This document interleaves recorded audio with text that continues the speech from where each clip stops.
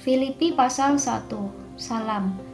Dari Paulus dan Timotius, hamba-hamba Kristus Yesus, kepada semua orang kudus dalam Kristus Yesus di Filipi dengan para penilik jemaat dan diaken.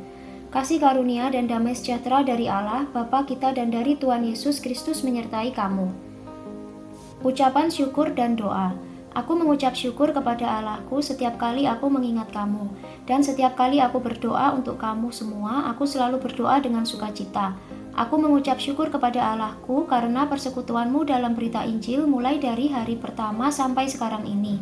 Akan hal ini aku yakin sepenuhnya, yaitu Ia yang memulai pekerjaan yang baik di antara kamu akan meneruskannya sampai pada akhirnya pada hari Kristus Yesus. Memang sudahlah sepatutnya aku berpikir demikian akan kamu semua, sebab kamu ada di dalam hatiku oleh karena kamu semua turut mendapat bagian dalam kasih karunia yang diberikan kepadaku, baik pada waktu aku dipenjarakan maupun pada waktu aku membela dan meneguhkan berita Injil. Sebab Allah adalah saksiku betapa aku dengan kasih mesra Kristus Yesus merindukan kamu sekalian. Dan inilah doaku, semoga kasihmu makin berlimpah dalam pengetahuan yang benar dan dalam segala macam pengertian, sehingga kamu dapat memilih apa yang baik supaya kamu suci dan tak bercacat menjelang hari Kristus, penuh dengan buah kebenaran yang dikerjakan oleh Yesus Kristus untuk memuliakan dan memuji Allah. Kesaksian Paulus dalam penjara. Aku menghendaki saudara-saudara supaya kamu tahu bahwa apa yang terjadi atasku ini justru telah menyebabkan kemajuan Injil, sehingga telah jelas bagi seluruh istana dan semua orang lain bahwa aku dipenjarakan karena Kristus. Dan kebanyakan saudara dalam Tuhan telah beroleh kepercayaan karena pemenjaraanku untuk bertambah berani berkata-kata tentang firman Allah dengan tidak takut. Ada orang yang memberitakan Kristus karena dengki dan perselisihan, tetapi ada pula yang memberitakannya dengan maksud baik. Mereka ini memberitakan Kristus karena kasih, sebab mereka tahu bahwa aku ada di sini untuk membela Injil, tetapi yang lain karena kepentingan sendiri dan dengan maksud yang tidak ikhlas. Sangkanya dengan demikian mereka memperberat bebanku dalam penjara. Tetapi tidak mengapa, sebab bagaimanapun juga Kristus diberitakan baik dengan maksud palsu maupun dengan jujur.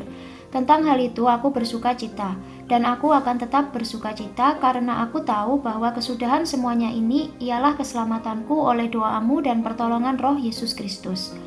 Sebab yang sangat kurindukan dan kuharapkan ialah bahwa aku dalam segala hal tidak akan beroleh malu, melainkan seperti sedia kala, demikian pun sekarang, Kristus dengan nyata dimuliakan di dalam tubuhku, baik oleh hidupku maupun oleh matiku. Karena bagiku hidup adalah Kristus dan mati adalah keuntungan. Tetapi jika aku harus hidup di dunia ini, itu berarti bagiku bekerja memberi buah. Jadi mana yang harus kupilih aku tidak tahu.